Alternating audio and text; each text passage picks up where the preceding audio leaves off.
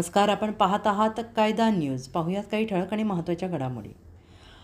सोलापूर आणि परंडा परिसरातून या आरोपींना अटक करण्यात आलेली असून त्यांच्याकडून सोन्याचे दागिने, रोख रक्कम आणि गुन्ह्यात वापरलेली मोटारसायकल असा एकूण 1,97,670 रुपयांचा मुद्देमाल जप्त करण्यात आला आहे। संतोष विनायक गुंजाळ, वय वर्ष 40, राहणार बारलोणी, तालुका माढा, जिल्हा सोलापूर; सर्जेराव सखाराम डिकोळे, वय वर्ष 46, राहणार लव्हळ, तालुका माढा, जिल्हा सोलापूर; आणि राजू सिद्धू शिंदे, वय वर्ष 40, राहणार परंडा, जिल्हा धाराशिव अशी अटक करण्यात आलेल्या आरोपींची नावे आहेत। धाराशिव उस्मानाबाद रेस्टॉरंट पोलीस अधीक्षक श्रीमती ऋतू खोकर आणि अप्पर पोलीस अधीक्षक श्रीमती शफकत आमना यांच्या मार्गदर्शनाखाली स्थानिक गुन्हे शाखेचे पोलीस निरीक्षक विनोद इजप्पवार यांच्या नेतृत्वाखाली पथक या प्रकरणाचा तपास करत होते। परंडा पोलीस ठाण्यात गुन्हे रजिस्टर नंबर 188/2025 नुसार दाखल असलेल्या गुन्ह्यातील संशयित आरोपी सोलापूर जिल्ह्यातील बारनोली येथे असल्याची गुप्त माहिती पोलिसांना मिळाली।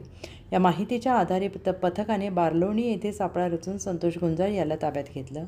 सुरुवातीला त्याने उडवाउडवीची उत्तरे दिली, मात्र कसून चौकशी केली असता त्याने गुन्ह्याची कबुली दिली। आपल्या इतर 5 साथीदारांची माहिती दिली।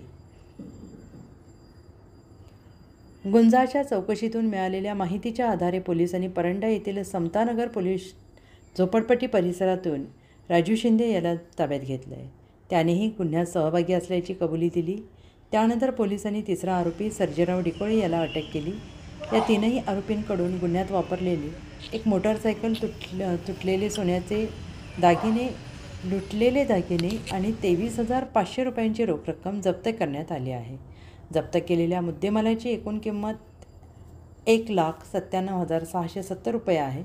आरोपींना मुद्देमालासह पुढील कायदेशीर कारवाईसाठी परंडा पोलिसांच्या ताब्यात देण्यात आले। ही यशस्वी कामगिरी पोलीस अधीक्षक श्रीमती ऋतू खोकर, अप्पर पोलीस अधीक्षक श्रीमती शफकत आमना यांच्या मार्गदर्शनाखाली स्थानिक गुन्हे शाखेचे पोलीस निरीक्षक विनोद इजप्पवार, सहाय्यक पोलीस निरीक्षक सुदर्शन कासार, सचिन खटके, अमोल मोरे यांच्या पथकाने केली आहे।